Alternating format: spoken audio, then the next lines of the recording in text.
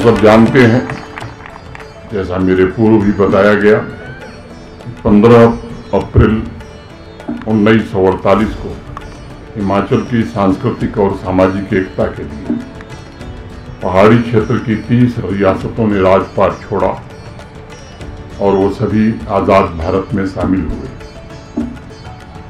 आज उस ऐतिहासिक घटना को 77 वर्ष हो गए हैं और मैं समझता हूं कि प्रकृति और देवताओं के अतुलनीय वरदान से सुशोभित इस देवभूमि की स्थापना का यह उत्सव एकजुटता और प्रगति का भी प्रतीक है।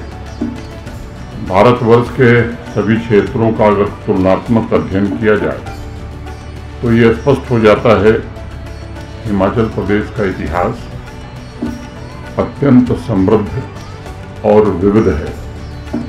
उदाहरण के तौर पर हिमाचल की संस्कृति सदैव से देव प्रधान रही है और ये देश का पहला क्षेत्र है जहां हर एक गांव के अपने अलग अलग देवता हैं, जिन्हें पहाड़ी भाषा में कुलज कहा जाता है और इसलिए हिमाचल के पूरे सामाजिक ढांचे का आधार आध्यात्म और संस्कार ही रहे हैं। मुझे गर्व है कि हिमाचल में जिस तरह की देवास्था है वह पूरी दुनिया में अनूठी है, अनुपम है, अद्भुत है और अविस्मरणीय है। हिमाचल की भूमि को ऋषि मुनियों की तपस्थली भी हम कहते हैं और जगह जगह यह प्राचीन ऋषियों के आश्रम और मंदिर आज भी आपको हिमाचल के विभिन्न इलाकों में मिल जाएंगे। यह सच है कि हिमालय के एक एक पत्थर में आध्यात्मिक शक्ति छिपी हुई है और कहा जाता है कि नदी की लहरों पर साक्षात शिव शंभु तांडव नृत्य करते हुए नजर आते हैं।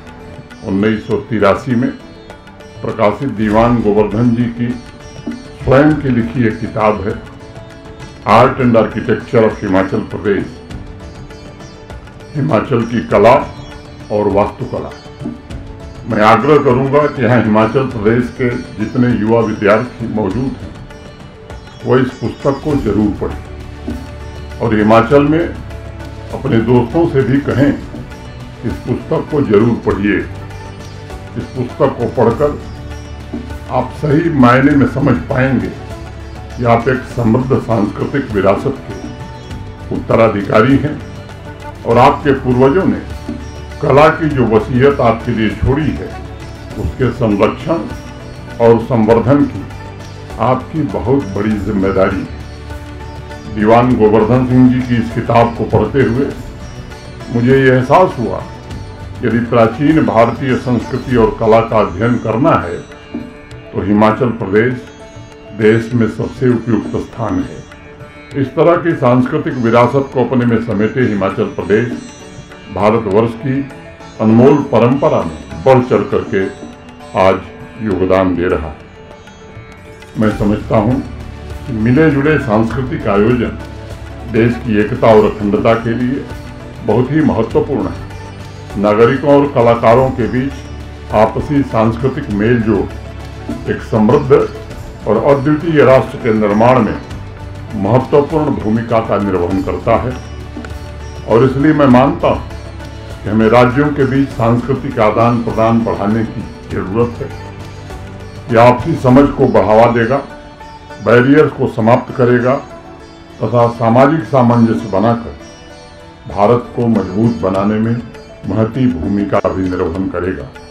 मैं मानता हूं कि जब अलग अलग राज्यों के लोग अपनी परंपराएं, भोजन और कला आपस में साझा करते हैं तो वे विभाजन को कम करते हैं, दूरियों को पाटने का काम करते हैं। एक भारत श्रेष्ठ भारत के तहत राज्यों के बीच सांस्कृतिक आदान प्रदान से जहां आर्थिक लाभ तो हो ही रहा है, सांस्कृतिक समन्वय भी बन रहा है। स्थानीय त्योहार पर्यटकों को आकर्षित करेंगे और राज्यों के बीच सहयोग से बड़े त्योहारों के आयोजन में काफ़ी मदद मिलेगी। आज हम सब जानते हैं कि जल विद्युत की परियोजनाएं जिस मात्रा में हिमाचल में लगी हैं, हाइड्रो पावर का एक बड़ा केंद्र हिमाचल प्रदेश बनता जा रहा है और वहाँ की अर्थव्यवस्था में बड़ा योगदान दे रहा है। मैं एक बार पुनः हिमाचल दिवस की आप सभी को बहुत बहुत बधाई देता हूँ, शुभकामनाएं देता हूँ। कला और संस्कृति विभाग को भी बधाई देता हूँ, जो भी पूरे वर्ष का कार्यक्रम इन्होंने आपके सम्मुख प्रस्तुत किया है। बहुत बहुत धन्यवाद। जय हिंद।